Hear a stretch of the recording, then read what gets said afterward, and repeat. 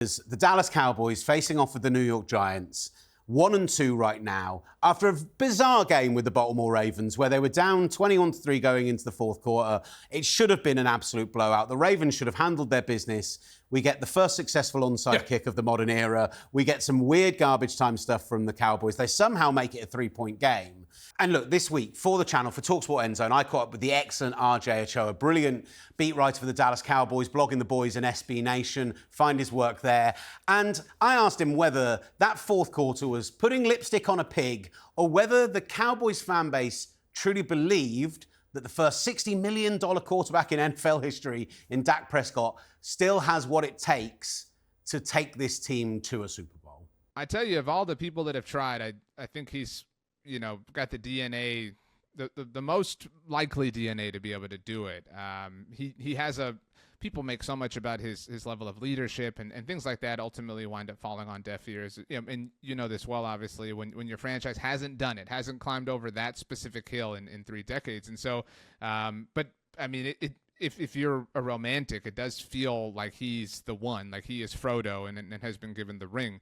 But that being said, I mean, on Sunday against the Baltimore Ravens, Dak Prescott threw into a tight window 35.3% of the time. It was his highest in a game, highest percentage of tight window throws, I should say, since week 4 of 2018, which predates the Amari Cooper trade that Dallas made just a few weeks after that. So Dak has to be better. I don't say any of that to absolve him of blame, but he's getting no help from the cast around him. His offensive play caller and his head coach, Mike McCarthy, is not scheming him advantages that he can capitalize on or work to his benefit. And so he is swimming upstream in a lot of ways, in addition to the fact that, to your point, he's fighting this 30-year shadow and all the expectations and narratives that come with the crown that he happens to wear. It is a very, very difficult process. And this Cowboys season, with a week left to go in September, feels more dead on arrival than any has at this point of the season in recent history.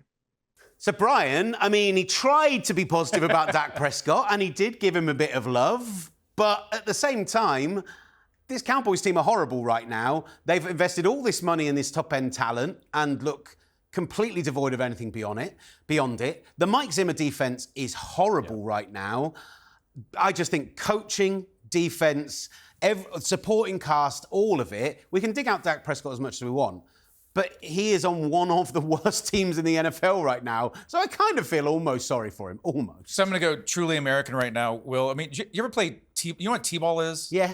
All right, so I feel like I'm playing T-ball again, to where you have this device and and then you put the ball on top of it, and it's always there, and every time you're just going to absolutely for the English viewers, it's a little bit like baseball. Instead of having the ball thrown to you, it's just sat on a stick and you just hit it. It's on a tee. It's cheating, basically. And so the ball can't move, and you're going to crush it. Even if you're 5 years old, you're going to hit. I mean, maybe not when you're 5, but you're going to hit it.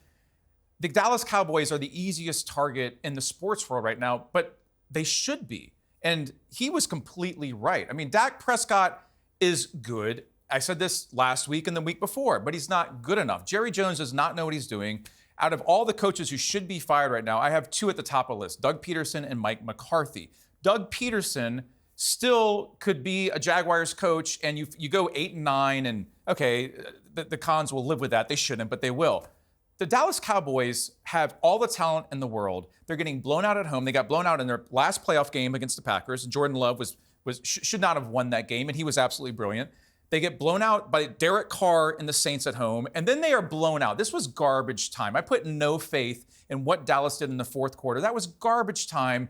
Mike Zimmer, I'm glad you brought up Mike Zimmer. Who in the world would have hired Mike Zimmer to fix your defense? And now their defense is even worse. So I don't know what the Cowboys really have other than a lot of overpriced talent. CeeDee Lamb is arguing with Dak Prescott, throwing his toys out of the pram all over the field, and slamming his arms down, pouting on the sidelines. It was pathetic. And you have no chemistry, you have poor communication, you have too many expectations, you have the entire world laughing at you once again, but they set themselves up for this. I have no sympathy for them. So no, I do not believe them at all. They have enough talent to win 9 games, 10 games, maybe get to 12. But when you have all these problems this early, it's getting dark really early in Dallas. And this will be the season, I believe, when they have to fire Mike McCarthy. And look, they're on a short week this week, going on the road to a divisional rival up in New York. It's not And too if- late in the if the season, so the Giants- coal's not quite set in yet. If but the Giants win that game, it's going to get crazy. I think the Giants are going to win that game. I think what I saw from the Giants against the Browns, and yes, a weird game, and yes, the Browns had a lot of injuries, but they pick up their first... Giants were solid. They pick up their first win of the season, and most importantly, Malik Neighbors, the rookie wide receiver of the New York Giants, is a guy who... And we've overreacted to some rookie performances this week already. The way that he played against the Browns... If he can be consistently like that for the rest of the season, you're talking about a guy who they'll start talking about in comparisons to modern-day Odell Beckham. But going back to the likes of Randy Moss, going back to the likes of... That is the quality. Wow. Because the catch point stuff, the way that he was able to get his feet down, the speed, the route running, all of it made him look like an all-pro wide receiver. In his third game in the NFL, with a bad team around him, like we've been saying about Dallas...